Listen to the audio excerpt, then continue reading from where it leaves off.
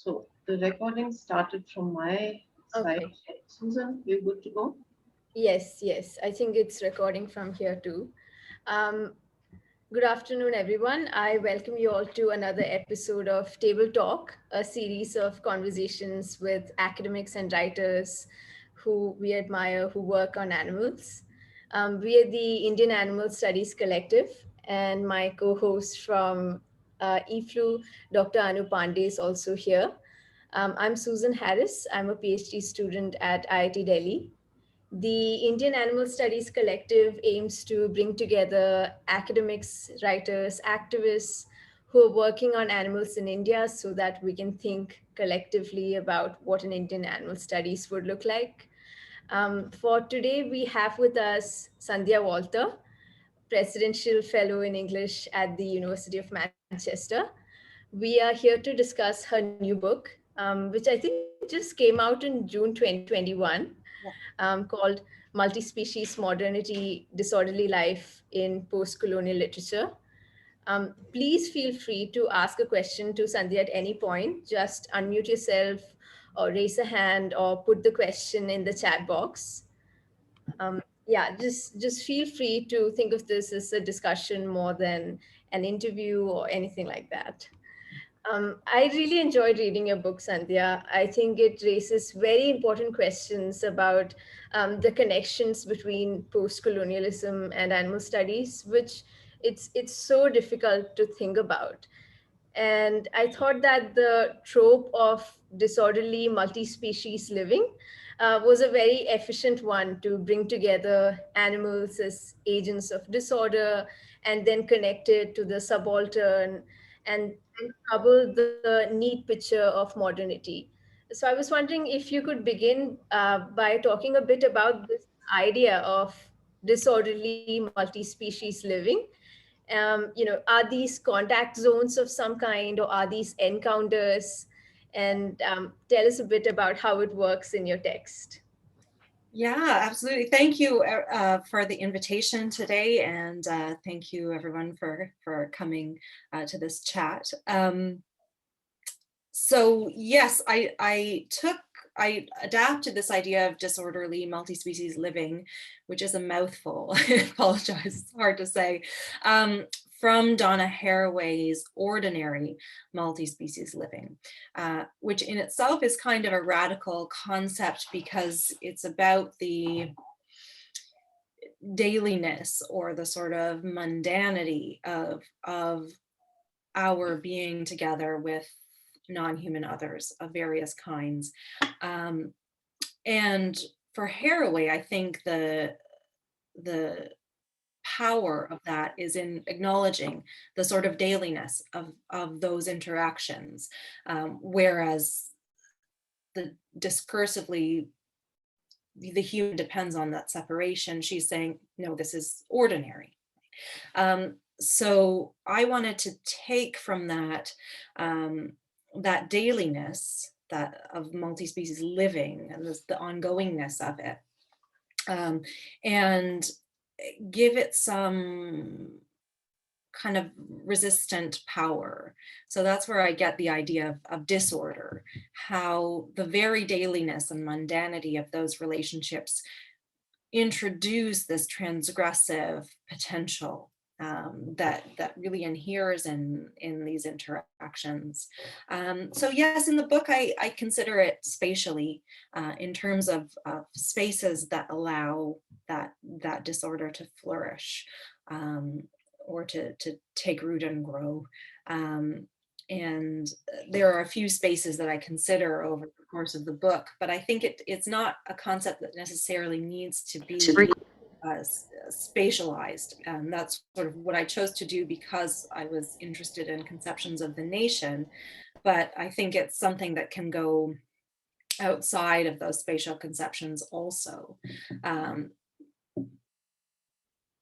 it is very much about proximity in the book, so which is another reason for the spatial focus. The disorder comes out of that very proximity or togetherness or thrown togetherness, as Doreen Massey, to use Doreen Massey's term. And so there's something very productive about that contact, I think, that creates this disorder in these clean categorizations that I think that modernity depends on.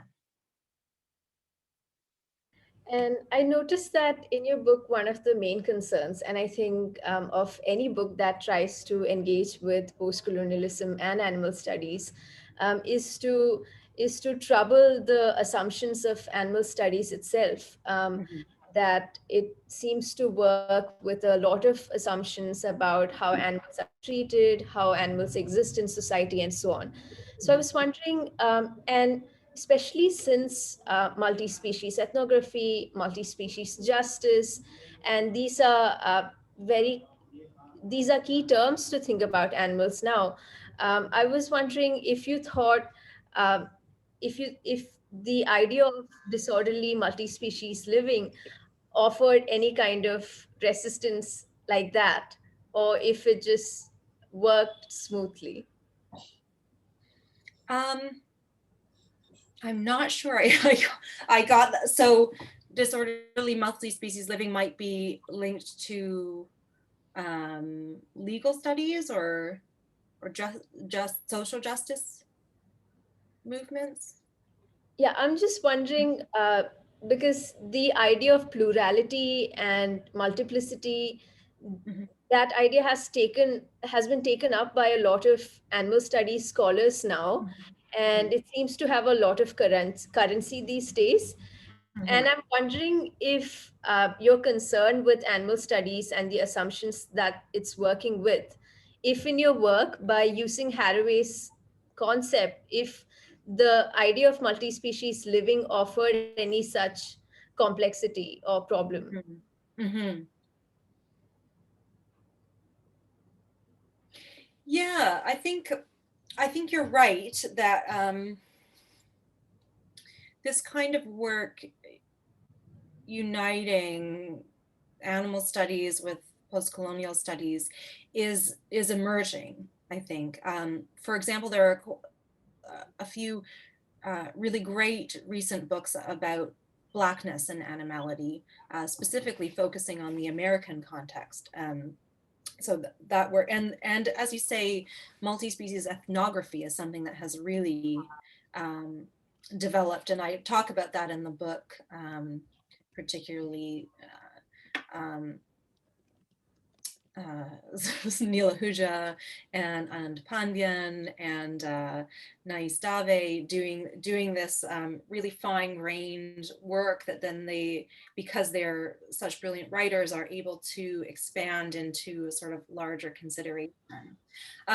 So where I was coming from was more the literary philosophical side of animal studies, which has been so influential in how as a field it's developed, and the roots of that field in these Western genealogies, philosophical genealogies, and we all know the main books, I'm sure, that do this sort of tracing through the Western concept of the animal, and occasionally bringing in some kind of other conception of the animal as a kind of counterpoint to that, without really delving into what that might mean. So I think I was interested in challenging those genealogies in order to expand what literary philosophical animal studies might do. And then this does translate, I think, into an ethics of representation, an ethics of reading, and a politics of reading and multi-species. So the book examines certain contexts where multi-species living is a question of justice, or a question um, of of political life or political activation. For example, I talk about Mumbai and the sort of zoning of urban land, and how so-called wild animals are used as a tool in rezoning in order to eliminate or circumscribe human subaltern use of urban land, or inhabitation of urban land. So I think these kinds of entanglements that come out in multi-species living are very powerful for social justice aims, even though I begin with this sort of literary philosophical lens. That answers your question. Yeah, Anu, do you want to ask a question? For now, it's not exactly a question. It's more a response to something that you just mentioned, the Western genealogies, and a point that you made in the introduction to your text, the one that we've all read before today's table talk, where you're also talking about the limitations of animal studies as being, the fact that the concerns so far have largely or almost exclusively been European or North American. And I just, that really resonated with me, this whole thing of post-human Westernism, because I got into animal studies via German studies. That's where I sort of found my way into this field of inquiry and research. And it was, I had this profound sense of unease all the time, because it was like, yeah, we are looking at the animal, but our gazes are really different, because I was focusing on my work for a current project on street dogs in literary texts. And my understanding, my conceptualization of the street dog in literary texts is informed by my having lived in Indian multi-species cities all my life, almost all my life. And the others in the room would be only looking at the notion of the street dog, because that was just a notion for them, not really a lived reality, as a figure of misery, starvation, deprivation, death, as this sort of outsider. But for me, the street dog is much more a liminal figure.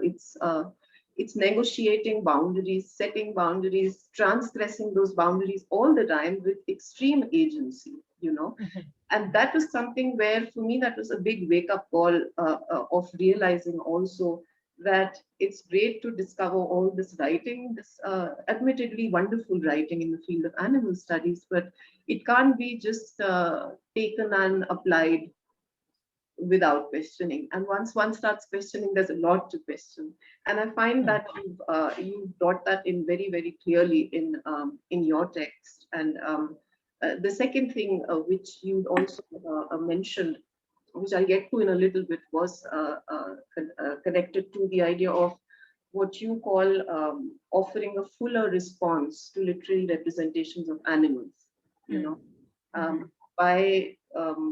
by not just taking them as figures for the human, or the human protagonists, the human concerns, or the human condition, but taking them as representations of animals per se, of real animals.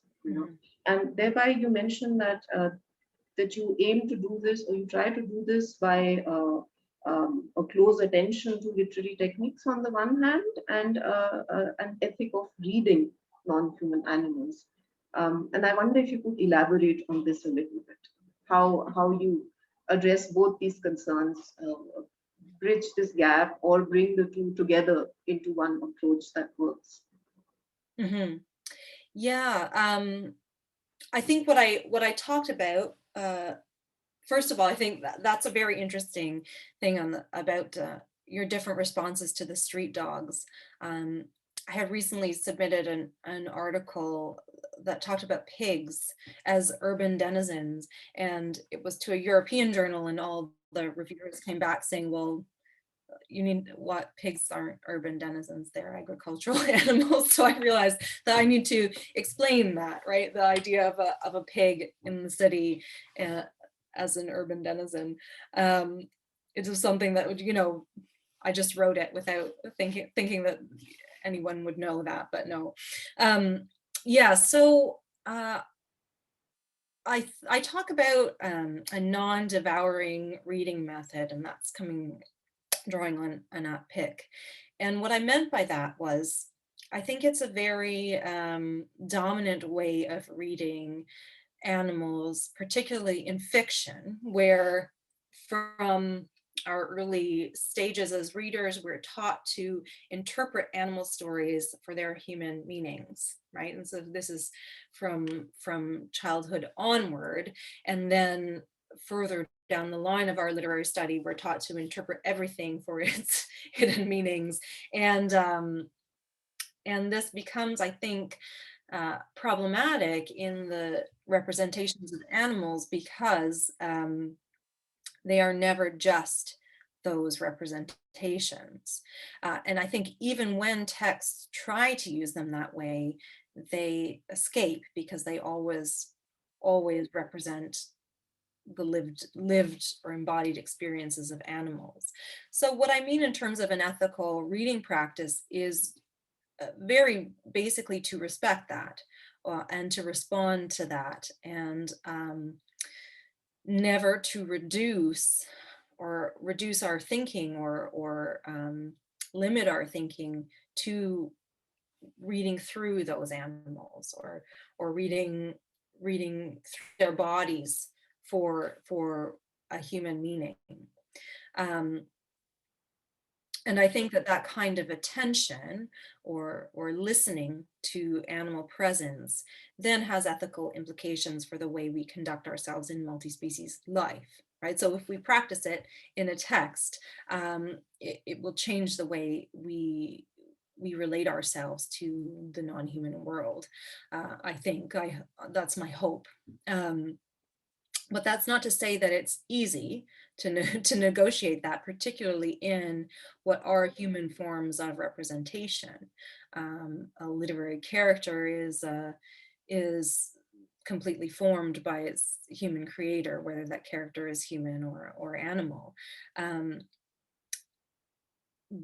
But I think once that character is on the page, the real work comes in the interpretation, and maybe you're not accepting totally why that character has been put there, or reading it for its counter discursive function. And I think that can have a certain power when it comes to representations of animals.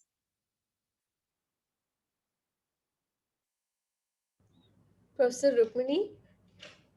Yeah, I just wanted to raise a couple of quite basic questions. I read your chapter, and I'm not an animal studies person, but I study narrative and also the prehistory of how we came to have our relationships with animals and other species. So my first question concerns some experimental filming that we did, where a monkey mother in Himachal, and I published this, so you can see these videos on The Wire or somewhere, in the general common domain on the internet, where a monkey mother would pick up pups and attempt to feed them and grass, and carry these pups with her wherever she went, because the males in her community had been neutered and she couldn't actually have babies. So she picked up these pups, and they actually died in the process, because she would feed them grass and treat them as if they were monkeys, rhesus macaques in particular. And since you begin your article with monkeys, I wanted to ask you, we had three groups. We had the humans narratively interpreting what the actions of the monkeys, and we had the pup, who was the still center of this drama and invariably ended up dying. And I was wondering how you would interpret, from the point of view of your own work, the ethical valence of our interpretations of this sort of narrative. And the second question I wanted to ask you is what you meant by narrative, because a lot of my own work is in narrative studies. And because you use it in this first chapter anyway, in quite a general sense. Yeah, thank you for that. That's really interesting. I guess to take the second question first, yes, I'm aware that I use narrative as a very broad, in a very broad way, and I think that what my concern was with the shaping of story, the shaping of experience into story, or the shaping of image into story, relationship into story, and the ways in which that can be linear or non-linear according to the approach. So in the book, I talk about visual art as a form of narrative practice, film, journalism, and my concern there is not really with a specific definition of narrative, although I understand that that's central, but with the sort of power of narrative to have shaping effects or have shaping effects on lived experience and lived relationships. So when I'm talking about the sort of dominant narratives of the nationalist movement, how then this would translate into a circumscription of women's positions. Oh, hi, pup. In and then how that becomes represented in fiction as an interrogation of that dominant narrative. So yes, I'm aware that I was using it in a broad way, and offer my apologies to narrative theorists for that. Can I interrupt here? I mean, I asked you this very specifically because, as I told you, although all of us work in post-colonial or post-human or whatever you like, the prehistory of humankind is also important. And I have suggested that you use narrative even in societies which don't have nationalism and universities and so on. Narrative is a discourse universal, so you have it very early in the prehistory of humankind, and narrative is a form of theory. So you explain maybe how the leopard got its spots, or whatever. In early versions of theory, like in the epics, you might explain how the Rama, Ram kind of stroked the back of a squirrel, and the squirrel, because the squirrel helped it, so this is a very ethical narrative to build a bridge. And therefore, the Indian squirrel is different from other squirrels because it has these stripes on its back. Now, you may say this is a just so story, but it is a form of theorizing. Yes. In the narrative. And what I find in early cave art, where you have animals all over the place, you find, I'm looking at the line, linearity in the narrative and linearity in spatial representation. And so really I'm concerned with whether if one uses narrative in this very general sense, one gets trapped in the discourse of modernity and doesn't really look, and essentially a historicized discourse, and doesn't actually look at the fact that this cohabitation with animals and the representation of animals is a very, very distinct strand in the development of the human species itself. So I'm asking really about whether you do see the narrative as linear, and if so, why? Or if you don't see it as linear, because I think it does have those elements, how do you explain it? Yeah, thank you. That's a very good point. And that kind of prehistory is outside of the historical scope of my project. But I think that what I'm discussing in the book is different ways of narrativizing, right? And so I think you're absolutely right to say, and that's a really incisive way to put it, that narrative is theory, or it is in itself a theorization of life or relationship or Causality, time. mhm, yeah, absolutely, absolutely. So for me, the linearity that is associated with certain conceptions of Western imposed colonial modernity is only one way of narrativizing. And I hope that comes out over the course of the book in the different ways of narrativizing that I'm discussing in the works, and the ways that narratives about animals tend to trouble that kind of assumption that narrative can only be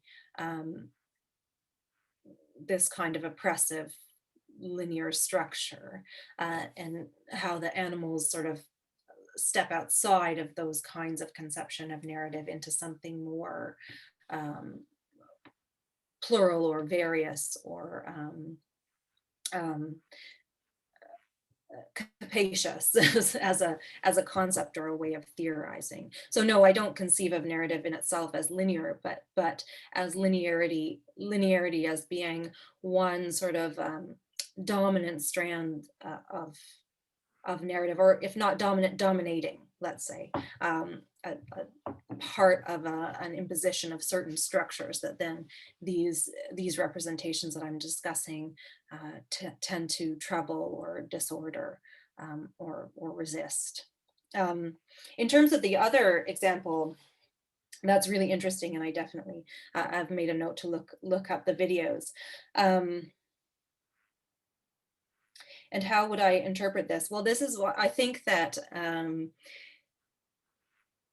as useful as Donna Haraway has been to me, and this doesn't speak for all of her work, but some of it, and particularly because she focuses a lot on companionate relationships, dogs, and it's very joyful, right? And it's very she dwells a lot in love, which is wonderful. But I think we also see multi-species living as attended by death and pain and injury and disease, and failure, right? So this is a failure of love, or so there are a lot of ways to interpret this story. I mean, there's the biopolitical intervention of neutering the males that then sort of frustrates the sexuality and reproductive potential of the female. There's the sort of attempted nurture or attempt to step into this role, or the urge to step into this role. There's a sort of cross species sympathy that then fails because of a failure of understanding a sort of basic biological need. So a need for that mother to interpret these pups as monkey, even though of course she would know that they weren't. A sort of magical thinking on her part, and then of course the death. So and there are very. Do you think she knew that? Are you sort of implicating knowledge to her that they were not monkey? Because I'm interested in epistemology, so I'd like to know whether. I don't want to dominate this conversation, but you did say no. Yeah. So no, I mean, how do we know that she knew? We don't. No. And this is what we. There's a certain push and pull, right, when we read these incidents between letting be or respecting opacity and attempting to interpret. And I think we have to go around and around and sort of live in that tension, so we can try to interpret, and a biologist might be able to help us with that. To what extent would a rhesus macaque identify infants of her species? How would she do that? And I assume, and this is an assumption, that she would know that she did not birth those pups, and so, and would know where she found them and in what circumstances and that kind of thing. That's an assumption on my part, but I guess it's one I'm comfortable making. But just to say that it's a very rich text in a lot of ways, and then we decide to what extent we would like to, or we can ethically, responsibly theorize such an event, and to what extent we can provide sort of multiple interpretations based on our different disciplinarities, and to what extent we should let it be what it is. And I think in such an instance that isn't about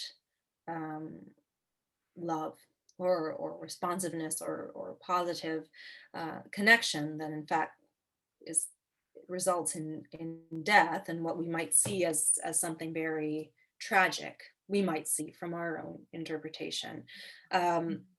It's difficult to let that be, right? It's difficult to not to interpret, and that's sort of where our ethics as theorists have to come into play, to recognize that urge to interpret, to recognize that urge to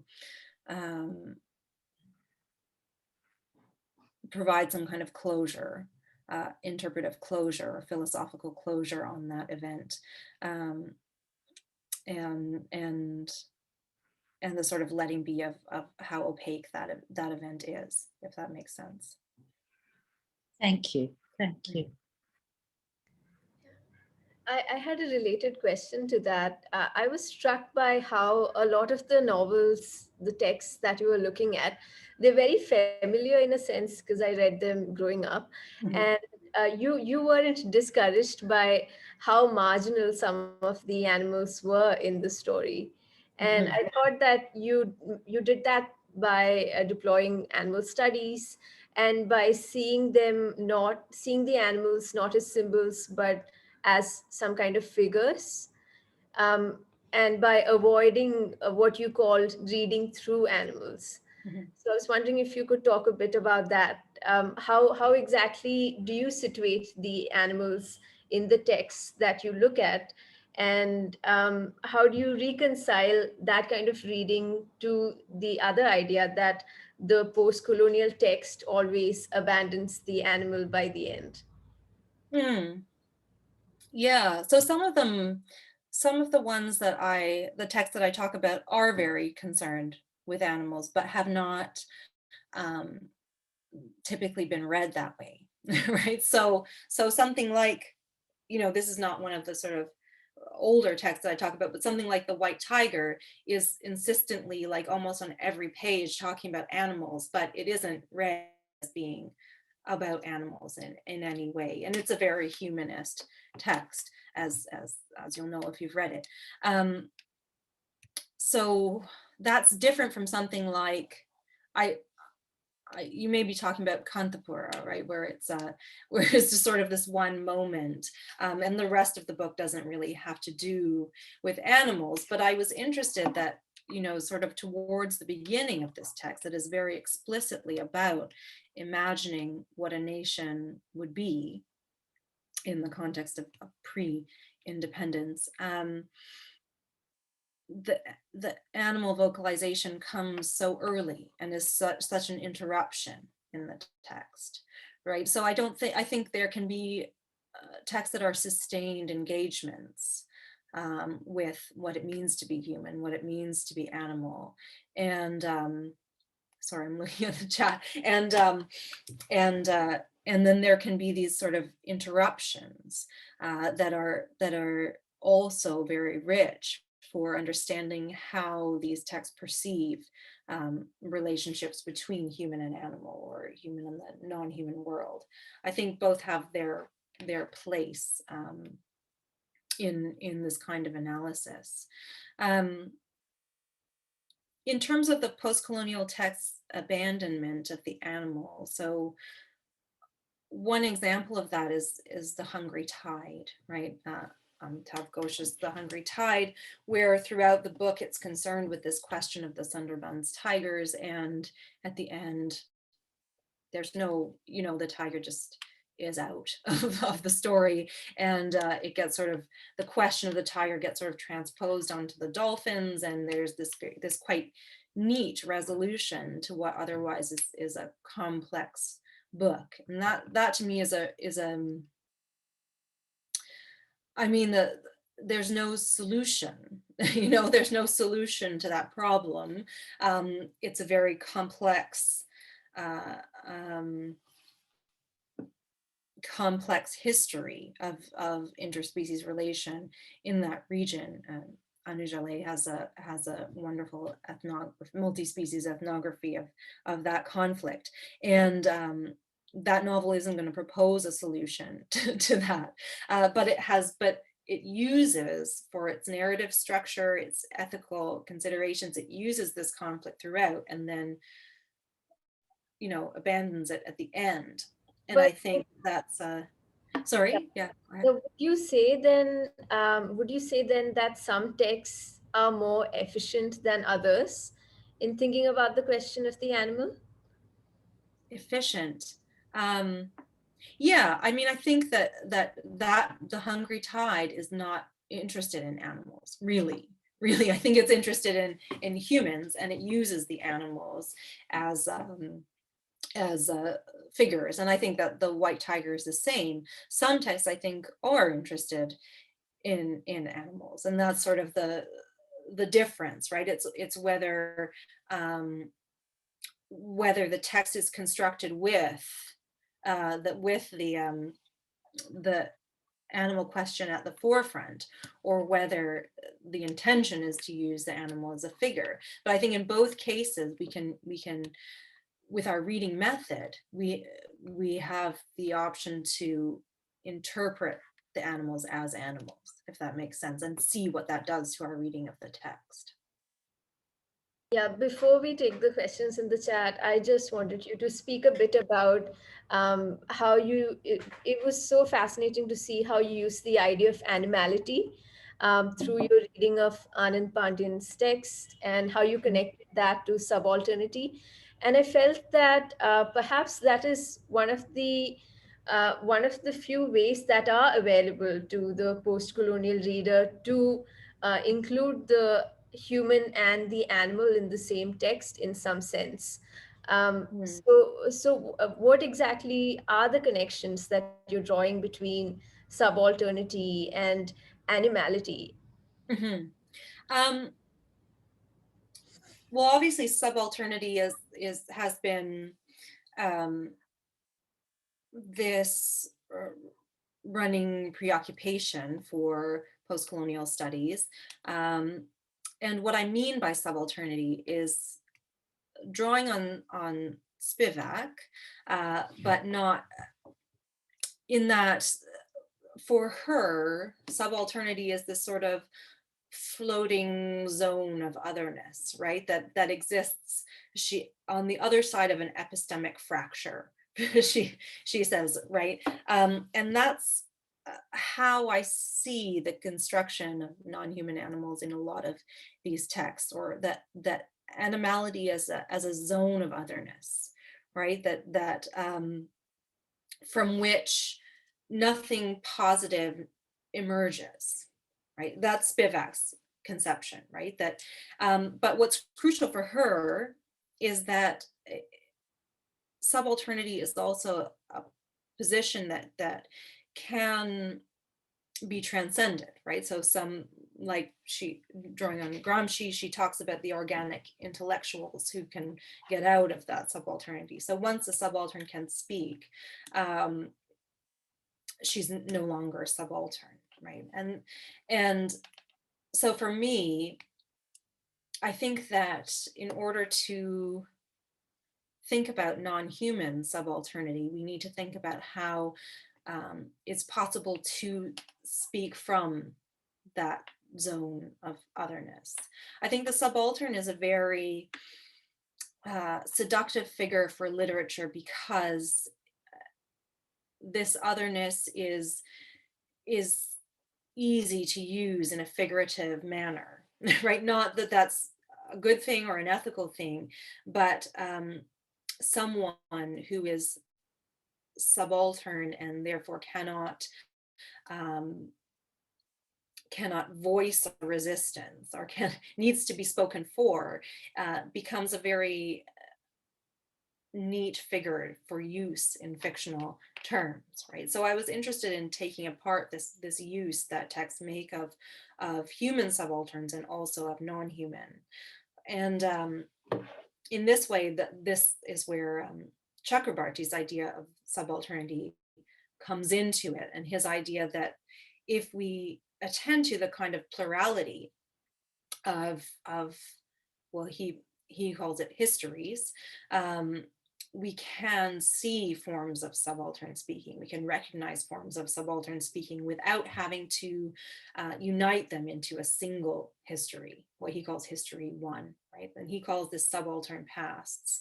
And so what I'm looking for there is forms of alliance, which between human and non-human subalterns that might result in kinds of resistance, that might result in kinds of productive speaking, that then don't sort of relegate non-human and human subalterns to this perpetual state of being spoken for.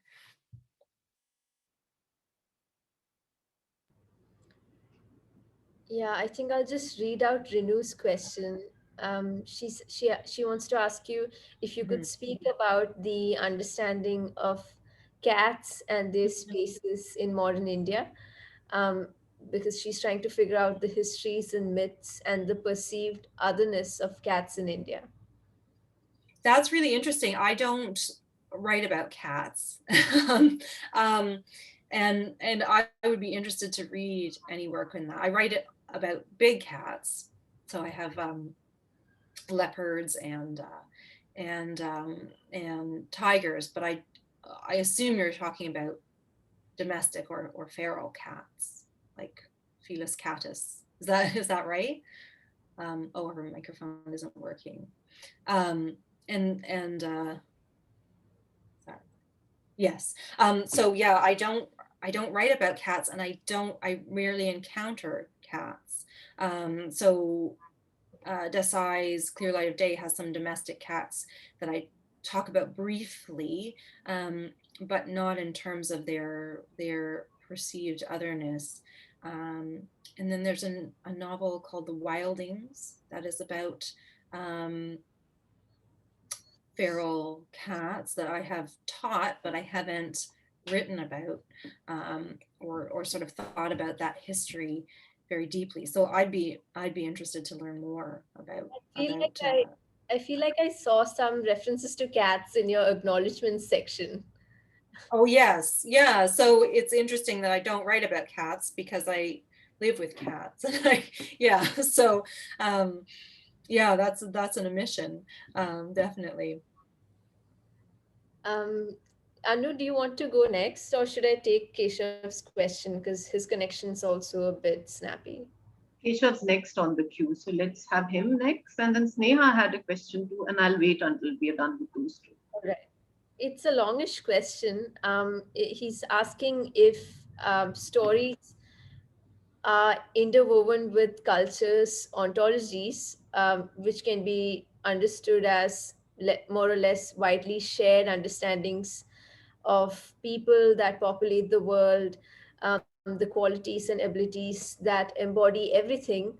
Um, then could narrative be used to critique, disrupt, and reframe the cultural ontologies that undergird the hierarchical understandings of humans within larger communities of living beings? And if there is a way stories can help shore up and even amplify human centric understandings of animals and cross species relationships? Yeah, absolutely. I mean, that's that's well put, and that is what what I am talking about. So this double movement of critique and disruption, and then this shoring up, and often in the wake of one another, right? You disrupt in order to shore up. And this is what happens in the books that I discuss as works of post-colonial humanism, like The Hungry Tide, like The White Tiger,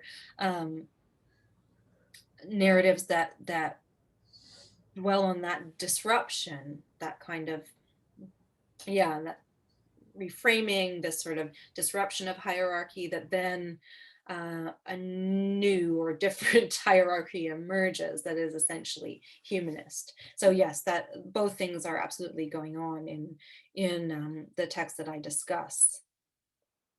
And just related to that, do you think this reading of the Subaltern Animal Alliance, do you think that could decenter the human in any way? Yes, yes, that's my hope. The sort of human as a category that's maintained as exclusionary of all subalterns, right? Human and non-human, which has been the preoccupation of post-colonial studies for a long time. Any of these kinds of alliances or solidarities, because another technique of power is obviously to pit the interests of subalterns against one another. And so a sort of any kind of sharing or alliance then becomes very powerful in the face of that attempt to divide and hierarchize further. Sneha? Hello, Sundhya. Your talk was very thought-provoking, and the two questions I have. One is if you could tell me more about. So I'm working on. I'm doing my PhD from National Institute of Advanced Studies in India, part of the Urban Ecologies project, and I'm looking at pigs, goats, and chicken being reared in informal settlements and human-animal relations. So I was wondering if you could tell me more about what you're writing on pigs as urban denizens, and what is your context and on what line? Because that also relates to that subalternity.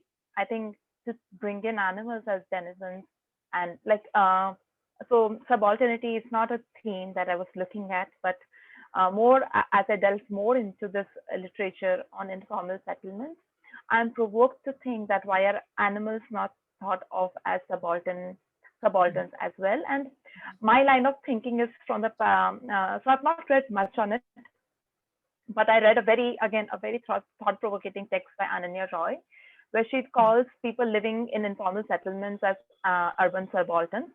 Yeah. And she says that she also says that about their inability to speak, and that they're scattered, they're not together as one entity, they're not collectivized. But how she says that she talks about their resistance and how they occupy public space. And she talks about the subalternity in that sense. And I believe that when I look at these animals living, coexisting, cohabiting with people in these settlements, I find them doing exactly the same as people. They also sort of try to occupy space. They try to make their presence felt. So they are not able to speak just like people in a different way, but they're resisting and they're making others feel. So would you want to talk about both? Can you give your views on both? Yeah, absolutely. I think this is fascinating work, and I'd love to read what you're working on.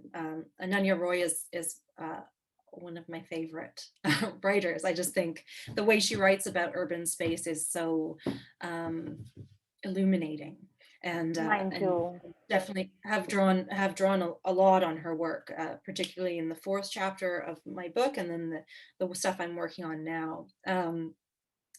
So when I talk about the leopards in Mumbai, I talk about pigs as a denizen species that are positioned between the middle class housing developments, which are equally informal, right? Also illegal, but obviously inhabit a different kind of informality. It's what Ananya Roy calls gray informality, where you can either you can either kind of promote a settlement to a kind of formality, or demote it, unmap it, right? So I talk about pigs as denizens of these informal settlements, positioned between the so-called wild leopards, which are no less denizen, and the middle class housing developments. And because pigs have proliferated in Mumbai and become a sort of major prey animal, one of the things that draws the leopards into the city from the park, and causes them to sort of violate these zoning boundaries. But this specific article was talking about an art piece by Sakshi Gupta that represents a pig. Her work is made from urban detritus, right? So especially industrial waste. And she has represented a pig in this particular piece. It's like a motion sculpture, a mechanical sculpture. And I was talking about how she sort of unites the kind of, she represents an animal, a denizen, an urban denizen, who might well be conceived of as urban, as a form of urban waste, right? A creature who consumes waste, who produces waste, who inhabits waste space. You know, I'm using waste discursively here, and who, you know, as a result, might well be conceived of as waste, as sort of part of the proliferation of waste that exists in the city. And you often see, you know, I'm sure you encounter this all the time, pigs associated with garbage and, you know, trash. They're kind of like, you know, like a trash species that creates trash and lives on trash and in trash. And you see these connections made with informal human settlements too, that they sort of create waste and are waste at the same time. So I was talking about the practice of making art about urban waste, using urban waste, and how that kind of endows the waste with a different kind of life, or interprets its liveliness in a way that is subversive of the kind of sanitized aims of developing the megacity. So that's what I was talking about in that article where I got the sort of pushback on interpreting the pig as an urban denizen. Something I need to clarify. So my work also looks at a lot of things that you said about waste, associating waste with pigs and associating waste with informal settlements. It's something it's something that I've looked on closely. In a similar way, like they consume waste, they inhabit in waste, and how people also repurpose waste in their efforts to, you know, engage in sort of an urban farming, urban livestock keeping, and all. And what do you think of this idea of subalternity in animals, in the way that animals also resist and occupy say public space, or I mean, any thoughts? Yeah, I think that's right. I think that one thing that can allow us to interpret non-human animals as subaltern is to expand our conception of what it means to speak, right? And even when I was in the early stages of writing, I got quite a lot of correction on the idea of, you know, what is speaking, and how can we interpret anything that animals do, right? And there has to be some kind of balance struck between respecting that, you know, there is communication, right? And inhabitation or possession of space is a kind of communication, right? It's even if not speaking. As we know, the inhabitation of space is a subversive practice for human subalterns as well. And the sort of flexibility of space, and the way that denizen settlements can be sort of worked into the interstices of the legitimate city. I think that's a very important form of spatial claim. even if it's not always recognized, not always legitimized. I think that's, yeah, I think that's right on. That's very important. Thank you. They're very important insights.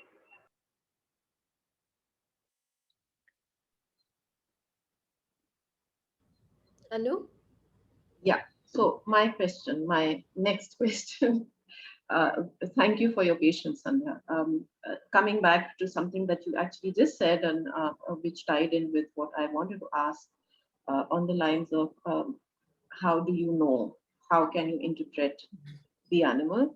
I think going back to what Susan McHugh, for example, calls the disappearing animal trick, and the solution to that being more animal just reading strategies, animal studies informed reading strategies, which make the animal reappear by not seeing through the animal as merely a symbol for the human, but as the animal himself or herself.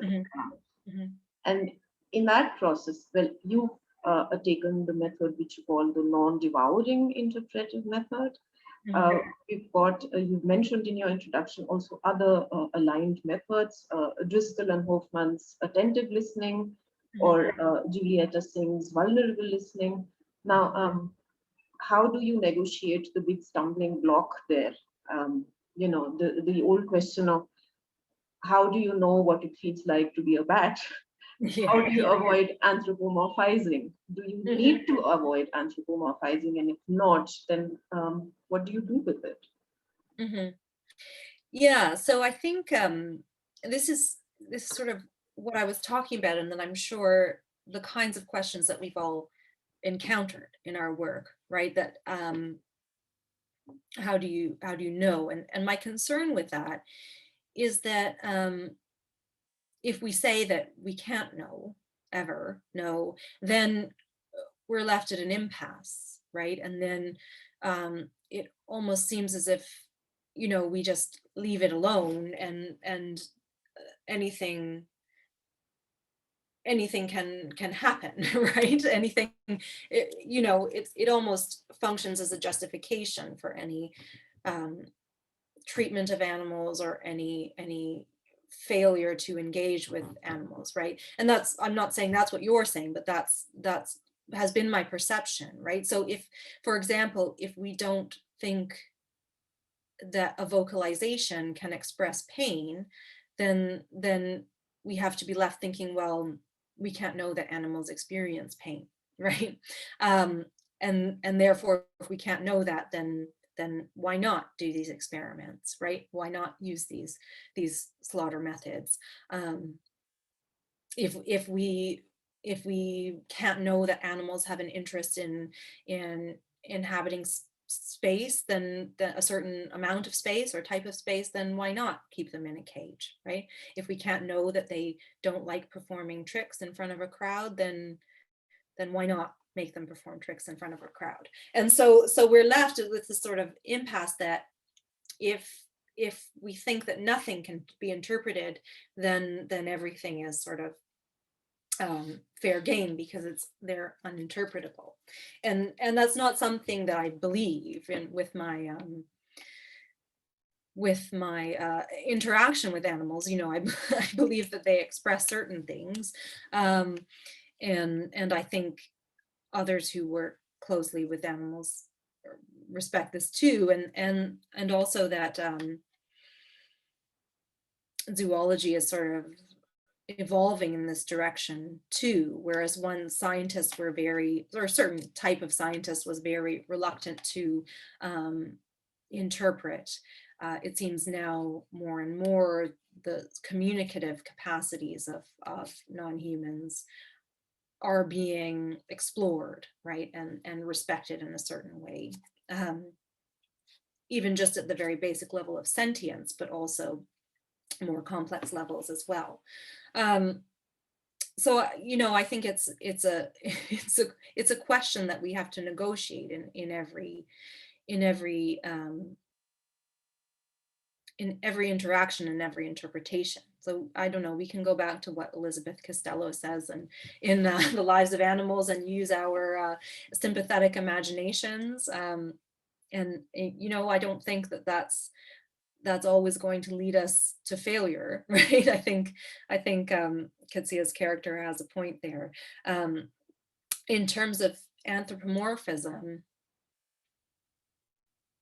you know, then I think that if we're going to respect forms of animal speaking, a certain amount of anthropomorphism is inevitable, right? So I think it's like any theorization, it's about being self-reflective and interrogating our own position as human interpreters constantly, and the ethics of that interpretation while performing it.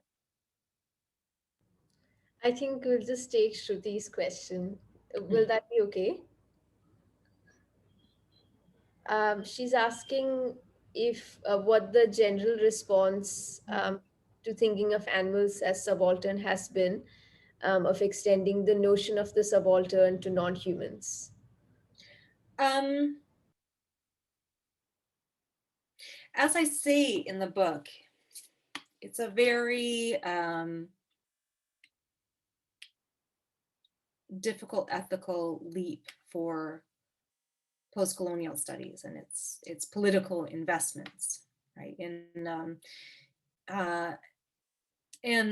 This book is very new, so published last month, and so I haven't had much response to it yet. But sort of over the process of writing, I've had to think very clearly about not leveling those sort of lived experience, right?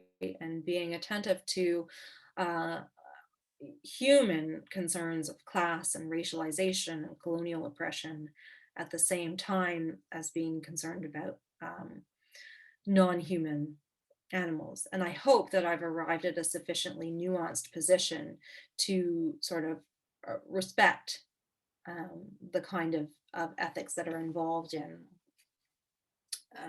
extending the thinking of animals to, or of subalternity to include non-human animals.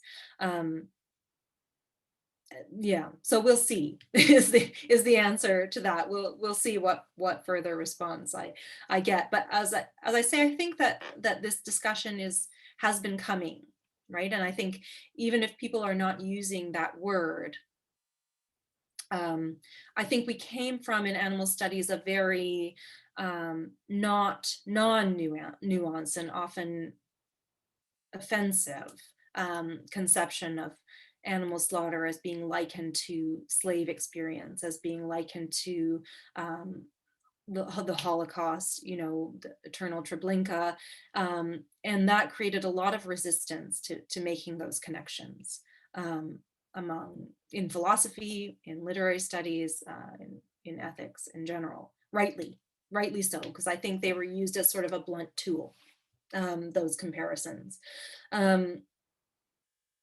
But now I think that, especially with more scholars of color doing work on race and animality, for example, now I think that we're getting to a point where we can have a more nuanced discussion of what those comparisons might be, you know, and in what ways there might be validity or productivity in making those comparisons. And in that way, I think it's better timed now than it might have been a few years ago to make this argument that non-humans can be subaltern.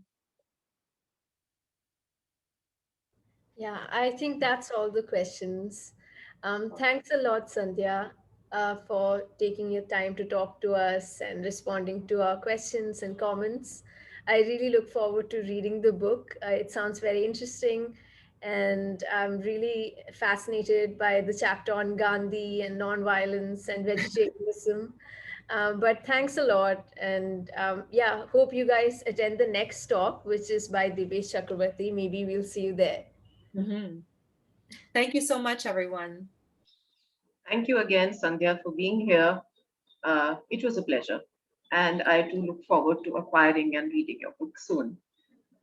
Thank you.